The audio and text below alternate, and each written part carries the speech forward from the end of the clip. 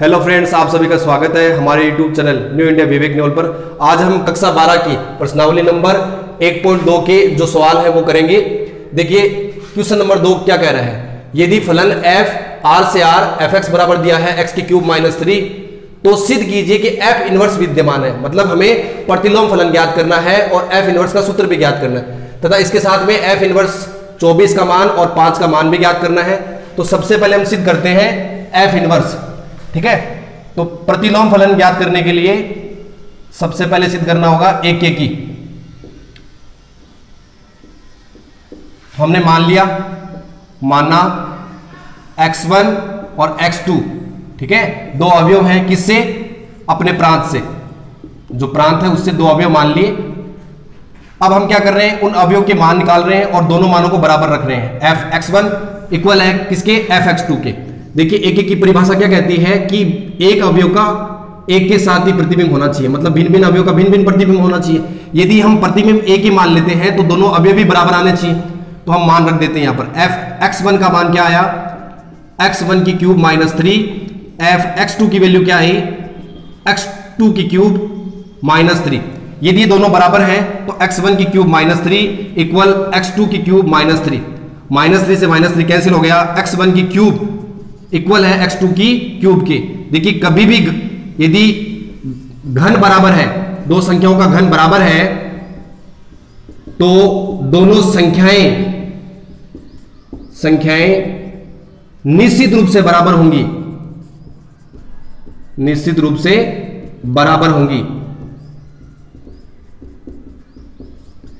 यदि वर्ग होता तो हो सकता था कि माइनस का स्क्वायर भी प्लस हो जाता, तो वर्ग में ये बराबर नहीं होता, लेकिन घन में बराबर होगा। अतः x1 बराबर क्या आ गया, x2। हमने अलग अलग प्रतिबिंब को बराबर रख के चले थे तो हमारे अवयव भी बराबर आ गए। अतः दिया गया फलन क्या है, अतः दिया गया फलन x1 x2, ठीक है, जो प्रत्येक मान है जो हमने किससे लिया है, प्रांत से, के लिए एक ही फलन है, एक ही फलन है। अब हम सिद्ध करते हैं आच्छादक फलन कि फलन आच्छादक है कि नहीं है। आच्छादक की बात करें तो हमें क्या करना पड़ेगा, fx, ठीक है, बराबर क्या मानना पड़ेगा, y। तो x बराबर क्या आ गया है, f इनवर्स y। देखिए आच्छादक की परिभाषा क्या कहती है कि सह प्रांत का जो अवयव है, सह प्रांत के अवयव हैं, उनका पूर्व प्रतिबिंब मौजूद होना चाहिए। इसका मतलब हमें y से चलना पड़ेगा और x की तरफ आना पड़ेगा। देखिए हमारा फलन क्या दिया, fx बराबर दिया है x³ - 3, ठीक है, fx बराबर दिया है x³ - 3 और यहां से fx बराबर क्या है, y। तो x³ - 3 बराबर क्या आ गया, y। अब हमें फलन को y में कन्वर्ट करना पड़ेगा, तो देखिए चेंज कर लेते हैं इसको, x³ - 3 इधर आ गया तो प्लस हो गया y + 3।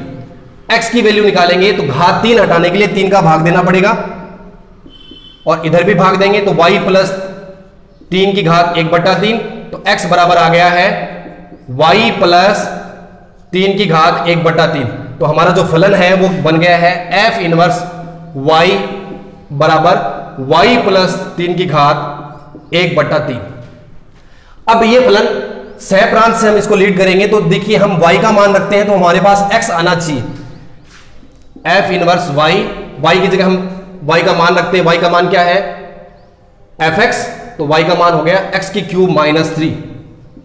y के स्थान पर x³ - 3 रख देते हैं, +3 की पावर 1/3, -3 से +3 कैंसिल हो गया और x³ की पावर 1/3, 3 से 3 कैंसिल हो गया, x आ गया। अब देखिए आपने y का मान रखा तो x आ गया, इसका मतलब है सहप्रांत के प्रत्येक अवयव का पूर्व प्रतिबिंब मौजूद है। अतः दिया गया फलन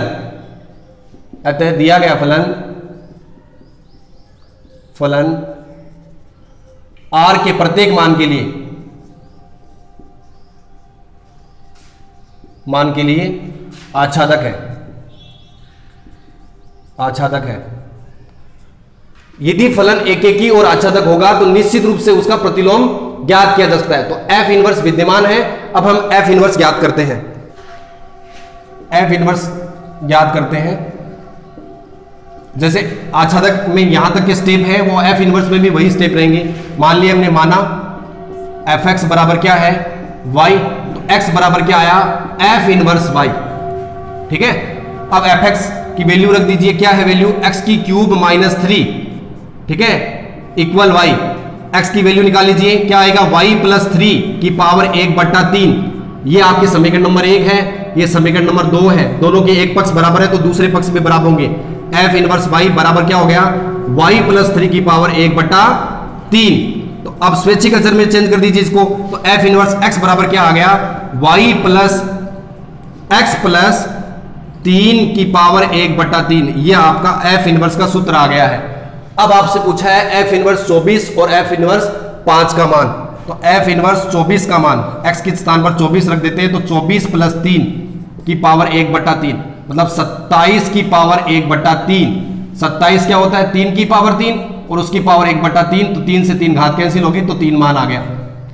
ऐसे ही f इनवर्स 5 ज्ञात करते हैं, x के स्थान पर 5 रख देते हैं, तो यहां पर 5 रखेंगे तो 5 प्लस 3 की घात कितनी होगी, 1/3, तो 5 और 3 हो गए 8, 8 की पावर 1/3, 8 होता है 2 की पावर 3, 2 की पावर 3 एक घात है 1/3, कैंसिल हो गया, आ गया 2। तो f इनवर्स 24 का मान आ गया 3 और f इनवर्स 5 का मान आ गया 2।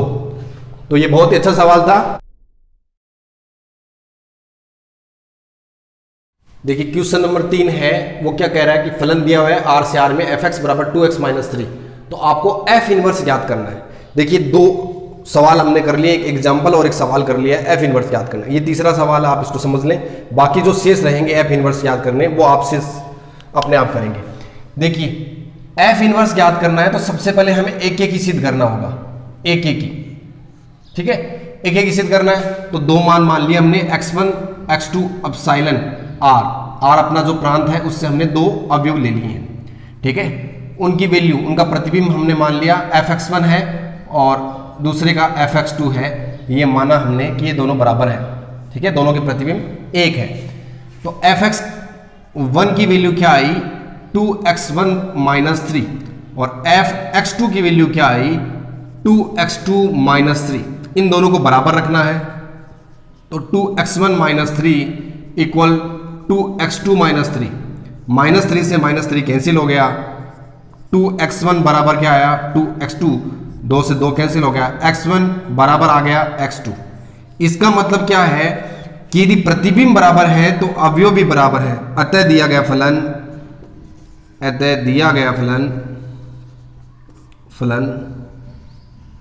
ठीक है, प्रत्येक मान, ठीक है, जो भी आपका x है एप्सिलॉन r उसके लिए क्या है, एक एक ही है, एक एक ही है। अब देखिए आच्छादक, बात करते हैं आच्छादक की।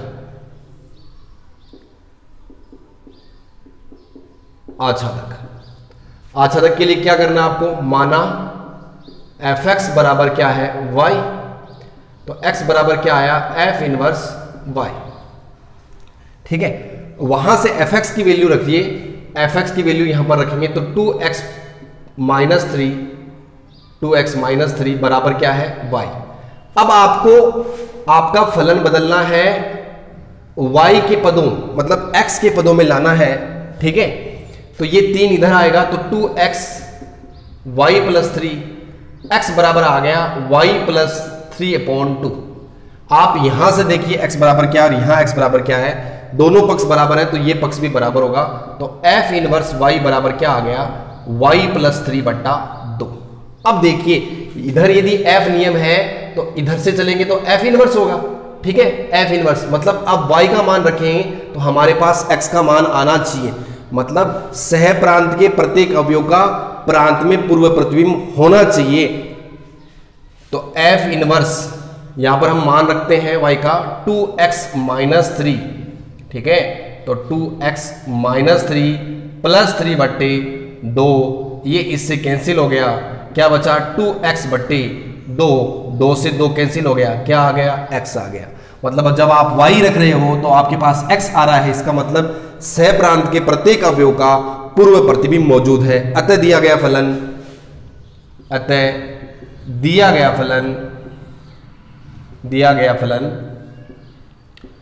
फलन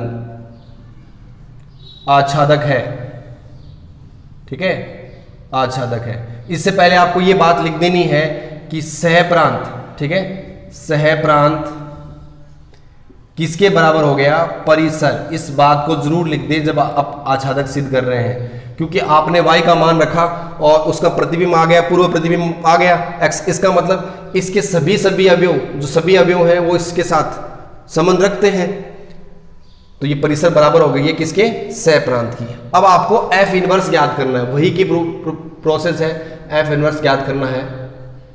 तो आपने मान लिया, माना fx बराबर क्या है, y, तो x बराबर क्या आ गया, f इनवर्स y।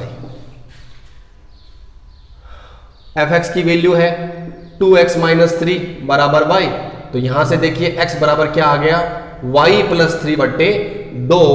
इसको यदि आप समीकरण 1 कह दें, इसको 2 कह दें, तो समीकरण 1 वह 2 से, 1 वह 2 से, ठीक है।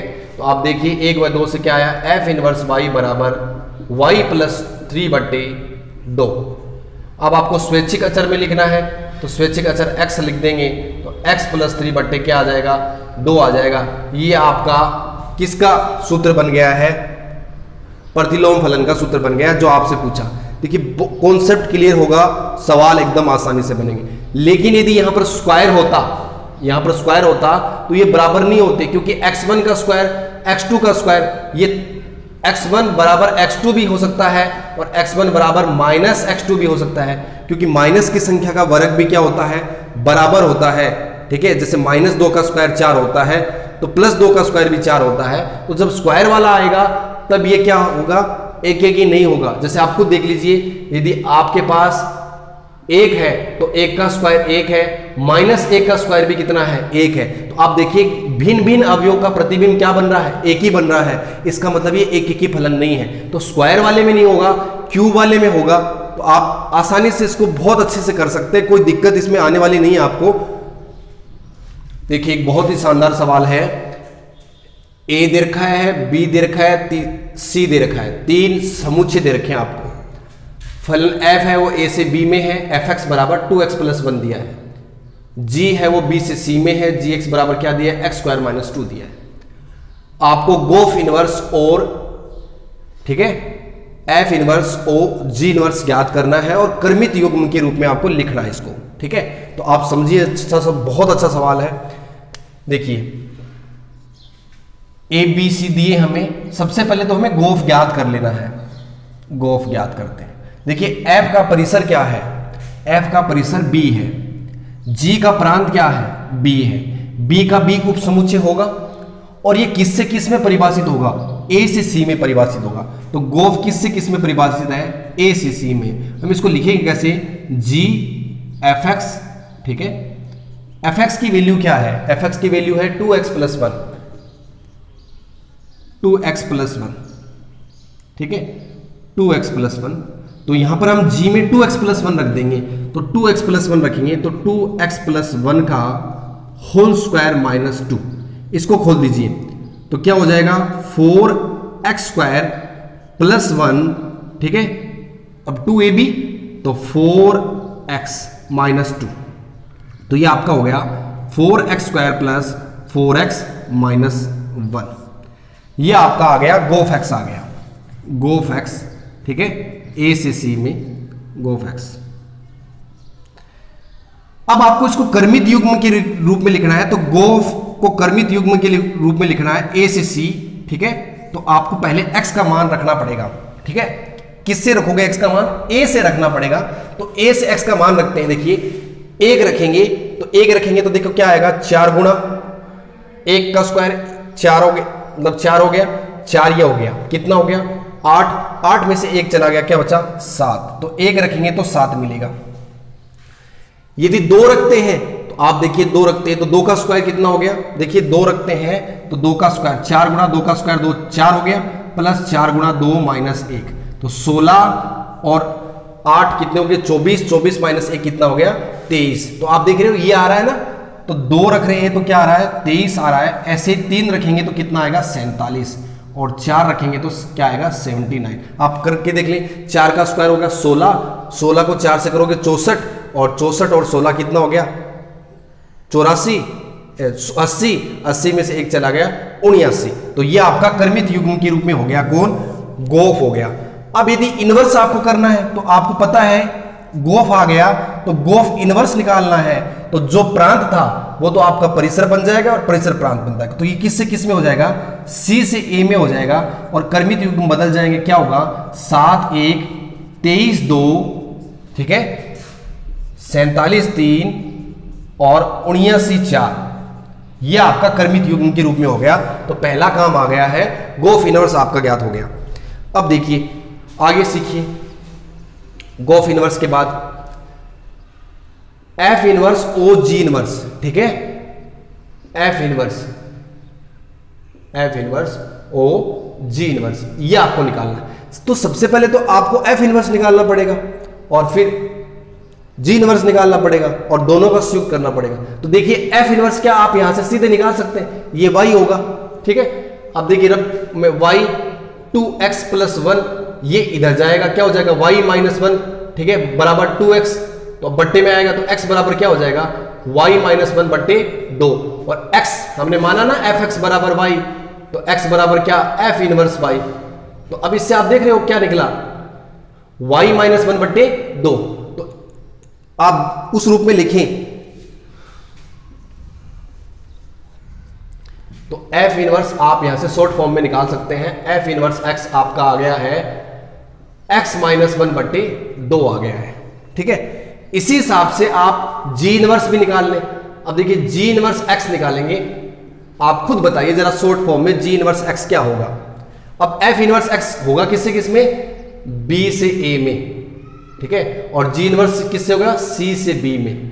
अब देखिए ये y हो जाएगा तो y + 2, ठीक है किसके बराबर, x² के बराबर। तो x बराबर क्या होगा रूट में y + 2। अब स्वैच्छिक अचर x में लिखना है तो ये हो जाएगा x + 2 किस में, रूट में। इतना आसान है। अब इनका संयुक्त फलन कर लीजिए। आपको संयुक्त फलन में क्या निकालना है, f inverse o g inverse निकालना है। क्या ये अस्तित्व रखता है, देखिए g इनवर्स का परिसर क्या है b और f इनवर्स का प्रांत क्या है b, ये इसका उपसमुच्चय है, इसका मतलब ये अस्तित्व रखता है।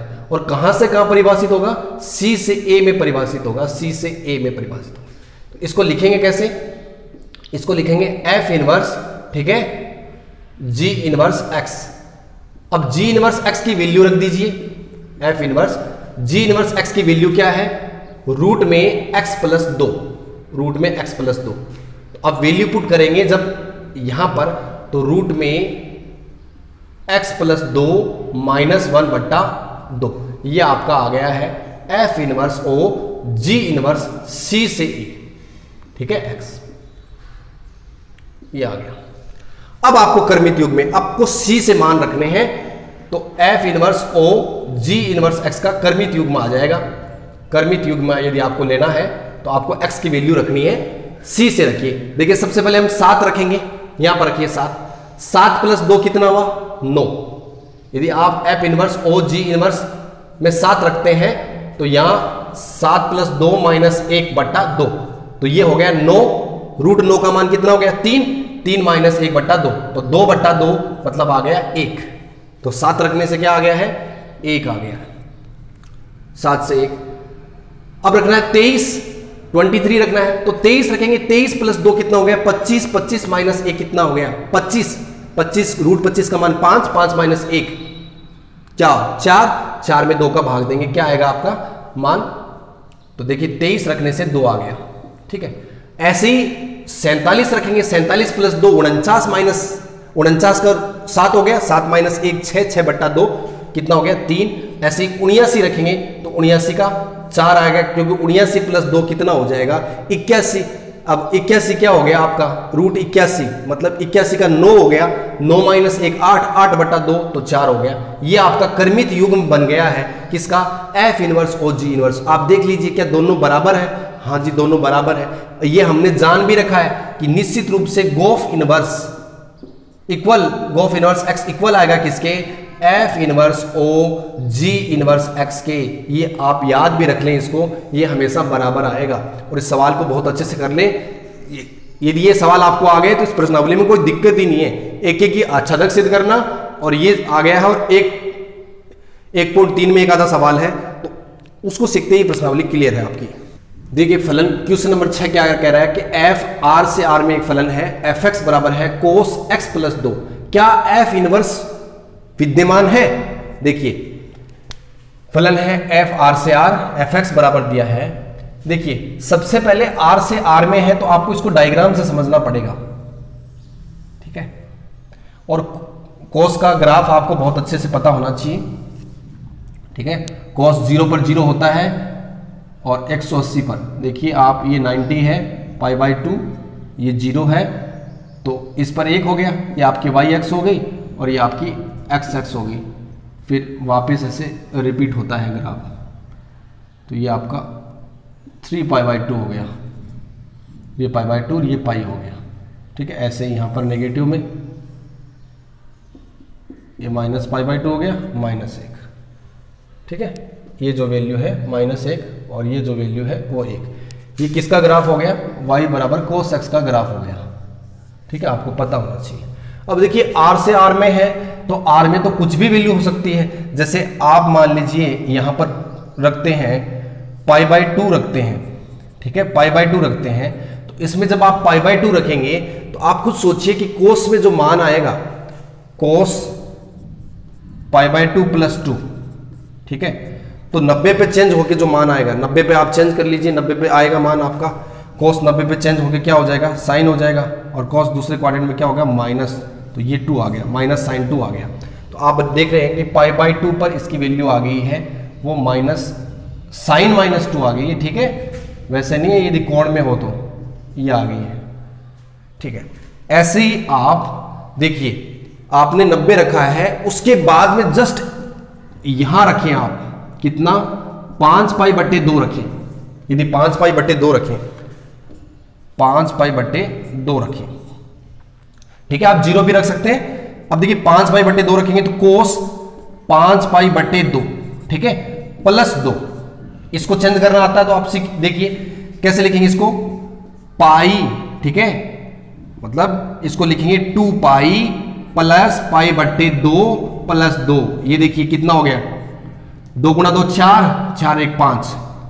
अब 360 का सर्किल है तो 360 के राउंड के बाद में तो थीटा ही आता है, कोस 360 + थीटा, यदि आप इसको थीटा कह दें तो कोस 360 + थीटा क्या आ गया? कोस थीटा, कोस π/2 + 2, ठीक है, तो यही वैल्यू आ गई। इसका मतलब क्या है?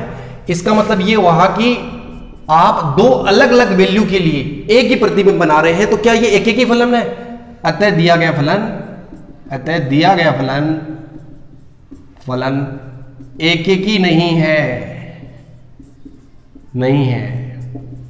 ये दिया गया फलन एक ही फलन नहीं है। यदि इसको एक ही बनाना है, देखिए आप इसी फलन को यदि एक ही बनाना है तो क्या करेंगे? हम दूसरी प्रश्नावली में इसको पढ़ेंगे। यदि इसको एक ही, क्योंकि प्रतिलोम तो तभी ज्ञात किया जा सकता है जब एक ही बनाना, तो एक ही बनाने के लिए हमें यहां से लेकर यहां तक इसको मुख्य शाखा में काटना पड़ेगा। देखिए -1 से लेकर 1 तक की सारी वैल्यू आ गई है, आप देखिए यहां से -1 से लेकर 1 तक की सारी वैल्यू आ गई, यही इसकी परिसर होती है। तो -1 से लेकर 1 तक की सारी वैल्यू जो आ रही हैं वो कहां से कहां आ रही हैं? -π/2 से लेकर π/2 तक आ रही हैं। तो आप देखिए ये इसकी इनवर्स में परिसर बनेगी, आपको याद भी करनी है। आर में कभी भी कोस और साइन क्या नहीं होते? एक ही आच्छादक नहीं होते, एक ही आच्छादक नहीं है, इसका मतलब प्रतिलोम ज्ञात नहीं किया जा सकता। तो एफ इनवर्स क्या है? विद्यमान नहीं है, दिया गया फलन एक ही नहीं है, अतः एफ इनवर्स विद्यमान नहीं है, ये आप समझ लीजिएगा। एफ इनवर्स ज्ञात करना है, एक फलन दिया है ए से बी में, ठीक है, ए आपको समुच्चय दिया है और बी समुच्चय दिया है, एफ एक्स बराबर दिया 3x। तो जब समुच्चय के रूप में दिया हो तो आप ऐसे ही बनाएं। देखिए ये आपका ए हो गया, ये आपका बी हो गया। ए में वैल्यू क्या है? देखिए ए में वैल्यू क्या क्या रखनी है? ये ए है आपका, ए में वैल्यू है 0, -1, -3 और 2। बी में वैल्यू क्या है? अब बी की वैल्यू -9, -3 और 0 और 6 है, ठीक है। आपको एफ ज्ञात कर लेना है, जो एफ ए से बी में है उसका कर्मित युग्म ज्ञात कर लेना है। देखिए ए से बी, तो आप पहले एफ एक्स मतलब ए से बी में है तो एफ एक्स के स्थान पर आप 0 रख दीजिए। तो 0 रखेंगे तो 3 गुणा 0 कितना आ गया, 0 आ गया। मतलब 0 का 0 के साथ प्रतिबिंब बन रहा है, तो 0 का 0 के साथ बन गया। उसके बाद में आप क्या रखेंगे, -1 रखेंगे। -1 तो क्या आ गया, 3 गुणा -1 तो -3 बन गया। तो ये हो गया -1 का -3 के साथ, -1 का -3 के साथ, -3 रखेंगे f -3 तो 3 गुणा -3 क्या हो गया, -9 हो गया। तो -3 का -9 हो गया, -3 का -9 हो गया। और एक और बच गया है, 2 रखेंगे तो f2 रखेंगे तो 3 गुणा 2 कितना आ गया, 6 आ गया। तो 2 रखने पर 6 आ गया। ये आपका क्रमित युग्म के रूप में फलन हो गया। एफ इनवर्स ज्ञात करना तो आपको पता है, जो परिसर होता है वो परांत बन गया। तो एफ बी से ए हो गया, क्या बन जाएगा, 0 0। देखिए इसमें दोनों ही 0 है, इसलिए -3 -1 -9 -3 6 2। ठीक है, ये आपका फलन बन गया। तो एफ इनवर्स ऐसा का ऐसा दूसरा सवाल है, 7वें का दूसरा, 7वें का तीसरा, केवल x³ है, उसका आपको इनवर्स ज्ञात करना है। तो ये आपकी 1.2 जो है वो पूरी कंप्लीट हो गई है। बाकी जो शेष सवाल आपके लिए छोड़े हैं वो बहुत ही इजी हैं और आपको करने हैं, स्वयं करने हैं, उसमें आपको कोई दिक्कत नहीं आएगी। हो ही नहीं सकता कि यदि आप वीडियो पूरा देख लें, 4 वीडियो हो गए हैं पहली प्रश्नावली को, चारों वीडियो आप पूरे देख लें और उसके बाद में आपको कोई समस्या आ जाए, ऐसा संभव नहीं है यदि आप ईमानदारी से वीडियो देखते हैं। ठीक है, तो कोई दिक्कत नहीं आएगी आपको। फिर भी यदि दिक्कत आती है तो आपका समाधान किया जाएगा, आपकी समस्या का समाधान होगा निश्चित रूप से। ठीक है, धन्यवाद।